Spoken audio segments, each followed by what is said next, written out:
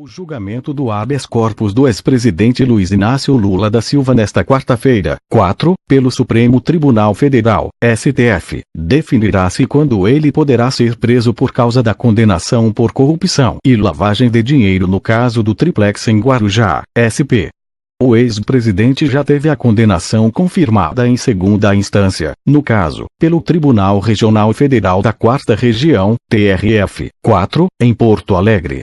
A defesa dele recorreu ao STF por meio de um habeas corpus preventivo para evitar a prisão e o início do cumprimento da 12 anos e 1 mês de prisão.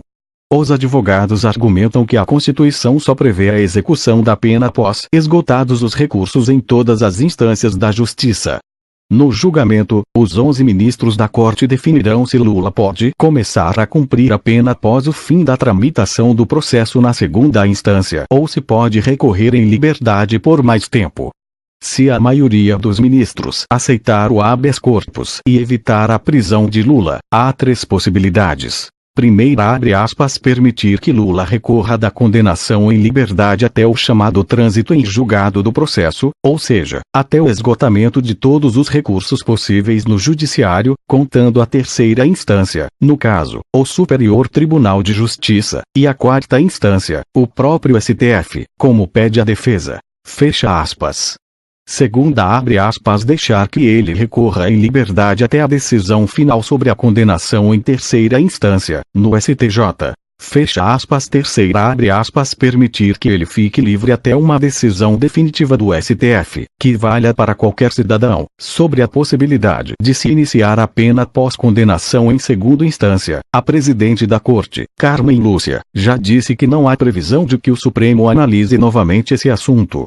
Se, por outro lado, a maioria negar o pedido de Lula e permitir a prisão após a condenação da segunda instância, a execução da pena ainda dependerá de mais alguns passos no TRF. 4. Fecha aspas. Embora o TRF 4 já tenha negado, no último dia 26, o recurso ao próprio tribunal contra a condenação, chamado embargos de declaração, Lula não foi preso por força de um salvo-conduto concedido pelo STF antes, no dia 22, quando começou o julgamento do habeas corpus na Corte. Agora, a defesa já manifestou intenção de apresentar um segundo recurso ao TRF 4 e tem até o dia 10 de abril para protocolá-lo.